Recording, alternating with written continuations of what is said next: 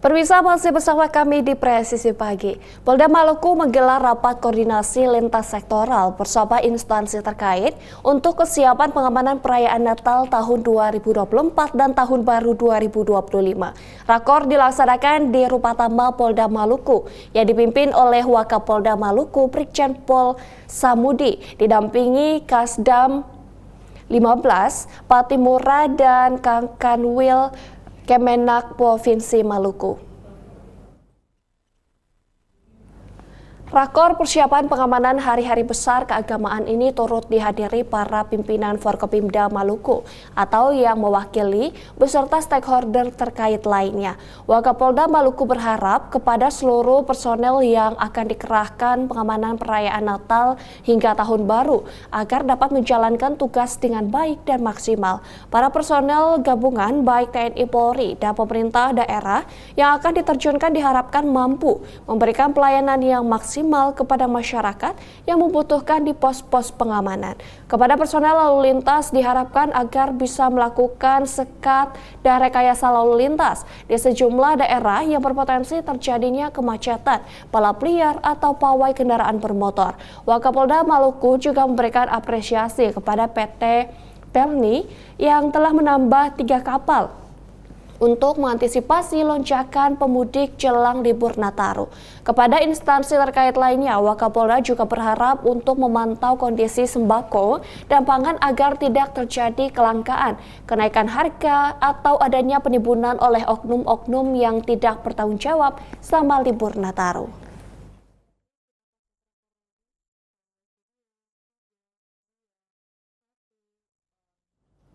Pemirsa, Polri menggelar rakor lintas sektoral Operasi Lilin 2024 dalam rangka pengamanan saat Natal dan Tahun Baru 2025 di tempat-tempat ibadah, objek wisata hingga mendirikan pos pelayanan dan pos terpadu serta antisipasi terjadinya bencana alam. Rakor digelar di Auditorium STIK PTIK Lemdika Polri Jakarta pada Senin 16 Desember 2024.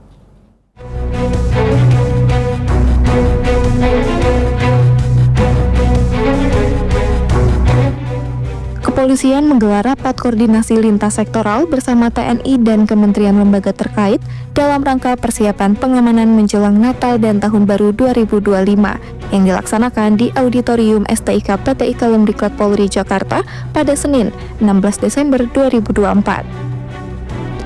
Pengamanan Nataru ini dilakukan melalui Operasi Lilin 2024 yang akan berlangsung selama 13 hari, mulai tanggal 21 Desember 2024 hingga 2 Januari 2025. Kapolri Jenderal Polisi Listio Sigit Prabowo mengatakan bahwa pihak kepolisian nantinya akan fokus melakukan pengamanan di tempat-tempat ibadah, tempat wisata, hingga mendirikan pos pelayanan dan pos terpadu serta antisipasi terjadinya bencana alam.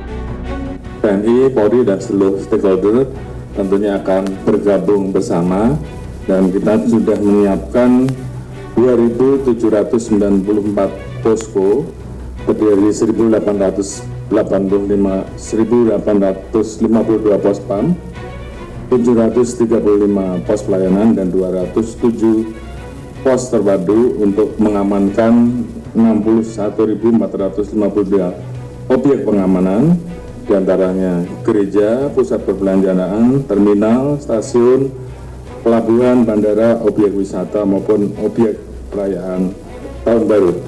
Tentunya dengan penggelaran personil dan seluruh stakeholder terkait yang ada, kita harapkan bahwa perayaan dan pengamanan Nataru tahun 2024 ini betul-betul bisa berjalan dengan baik dan masyarakat betul-betul bisa terlayani. Pada pengamanan Nataru tahun ini, Polri akan mengerahkan sebanyak 132.327 personel gabungan yang nantinya akan bersinergi dengan personel TNI dan sejumlah stakeholder terkait. Dari Jakarta, Ica Tanasya, Willy Amanda, Polri TV.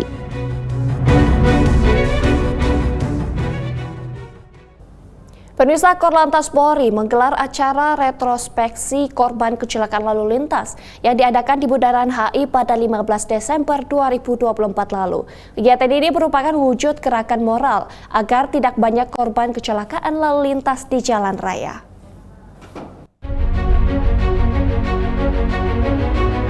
Dalam penerapan keselamatan berkendara serta mewujudkan zero accident, perlu adanya gerakan moral agar tidak banyak korban kecelakaan lalu lintas di jalan raya. Berangkat dari hal tersebut, Kakor Lantas Polri menggelar acara retrospeksi korban kecelakaan lalu lintas yang diadakan di Bundaran HI pada 15 Desember 2024. Kakor Lantas Polri Irjen Pol Aan Suhanan membeberkan jumlah kecelakaan lalu lintas selama tahun 2024 yang mencapai 152.000 kasus dengan total kematian hingga 27.000 orang. Dengan angka ini artinya dalam setiap 1 jam selalu ada orang yang meninggal akibat kecelakaan lalu lintas di jalan raya. Selain itu, Kakor Lantas juga turut mengajak masyarakat untuk aktif menekan angka kecelakaan lalu lintas di jalan raya dengan memperhatikan aturan-aturan keselamatan berlalu lintas. Melalui acara ini, saya mengajak kepada seluruh warga masyarakat untuk bersama-sama mengikuti aturan lalu lintas yang ada. Korban kecelakaan tidak memilih siapa yang akan jadi korban. Ya. Ada yang kecelakaan tunggal tadi, ada yang tertabrak. Ya. Jadi kapanpun itu bisa terjadi. Ya. Ya, kita harus ikhtiar. Ya. Ikhtiar bagaimana tidak menjadi atau tidak terlibat dalam kecelakaan lalu lintas. Salah satu ikhtiar kita adalah mengikuti aturan yang ada. Ya. Mengikuti arahan petugas sehingga terhindar dari kecelakaan. Kita sudah tertib berlalu lintas, ternyata ada yang tidak tertib, ditabrak dari belakang. Ya, jadi setiap saat jalan raya ini akan bisa menjadi mesin pembunuh. Ikhtiarnya yaitu tadi, ya. Mari kita sama-sama ikuti aturan lalu lintas. Tidak enak menjadi korban kecelakaan lalu lintas ini. Ya, untuk itu jangan terlibat dalam kecelakaan lalu lintas. Kakor Lantas berharap kampanye keselamatan ini dapat disebarluaskan kepada halayak ramai agar masyarakat menjadi peduli terhadap keselamatan berlalu lintas dan terhindar dari hal-hal yang tidak diinginkan. Dalam kesempatan ini, Kakor Lantas Polri juga turut memberikan bantuan berupa kursi roda dan kaki palsu kepada korban laka lantas disabilitas yang hadir. Selain itu, di acara ini juga turut diramaikan dengan kehadiran komunitas sepeda, ojek online, hingga komunitas motor gede.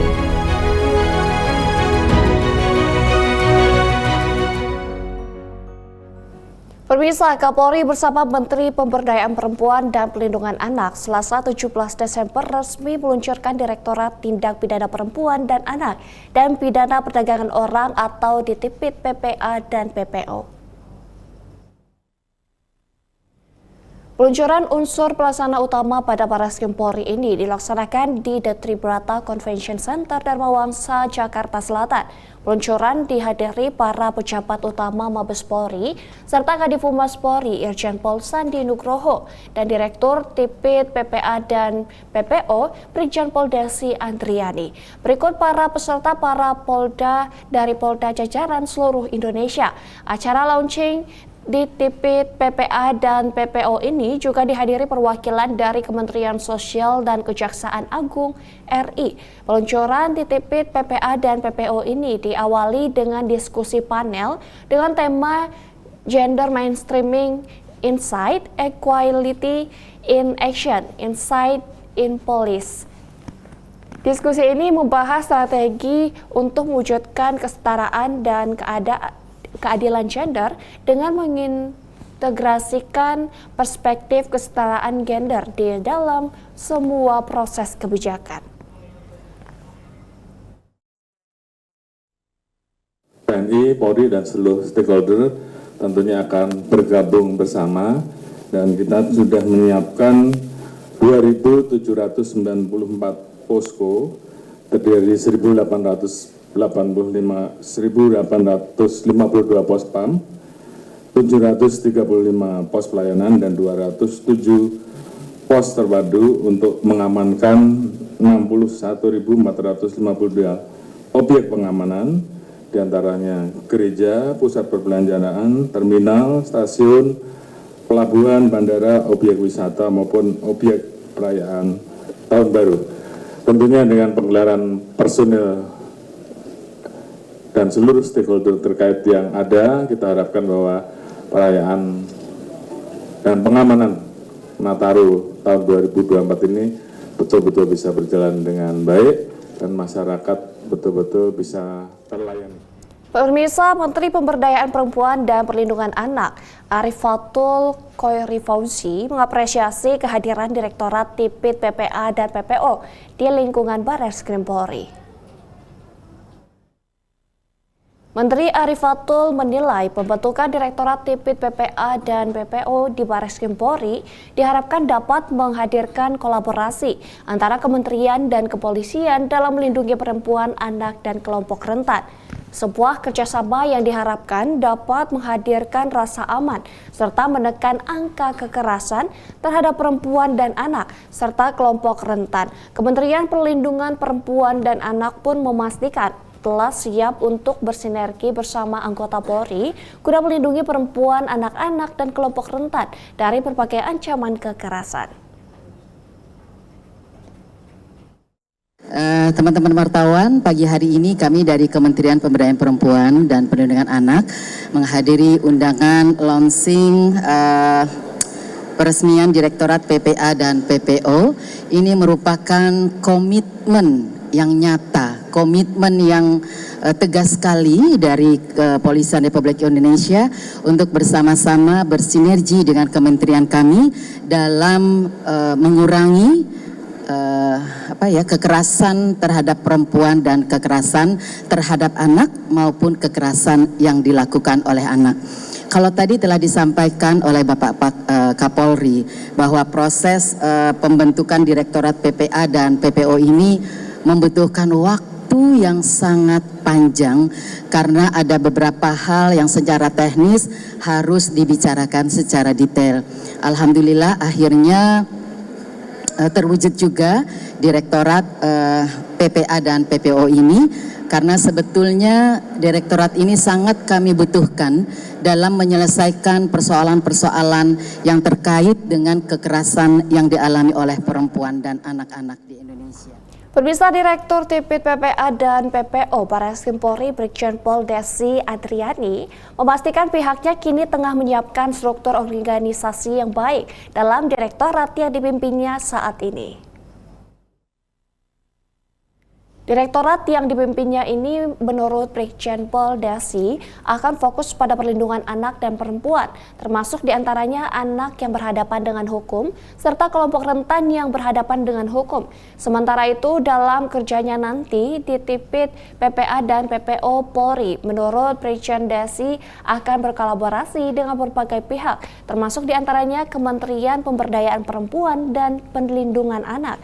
Sebuah kerjasama yang diharapkan dapat memberikan perlindungan bagi perempuan, anak-anak, dan kelompok rentan.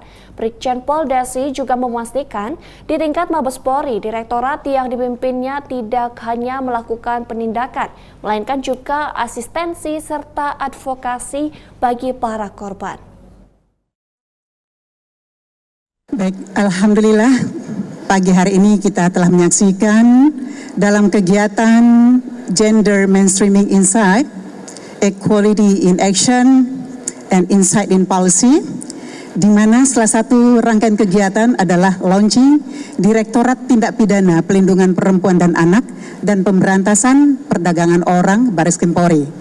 Kita tadi menyaksikan bersama kolaborasi antara Menteri Pemberdayaan Perempuan dan Perlindungan Anak Republik Indonesia dan Bapak Kapolri telah kita saksikan bersama dengan telah disahkannya Peraturan Kepolisian Negara Republik Indonesia nomor 13 tahun 2024 tertanggal 17 Oktober 2024, di mana salah satu struktur organisasi Direktorat Tindak Pidana Pelindungan Perempuan dan Anak dan Pemberantasan Perdagangan Orang secara sah telah diresmikan. Di Tipit PPA PPO ini juga memberikan suatu fungsi advokasi dan asistensi ke wilayah. Pemirsa, pasca pelaksana Pilkada Mimika 2024, Polres Mimika menggelar cooling system berbagi kasih sambut perayaan Natal. Informasi selengkapnya akan hadir usai jeda berikut ini.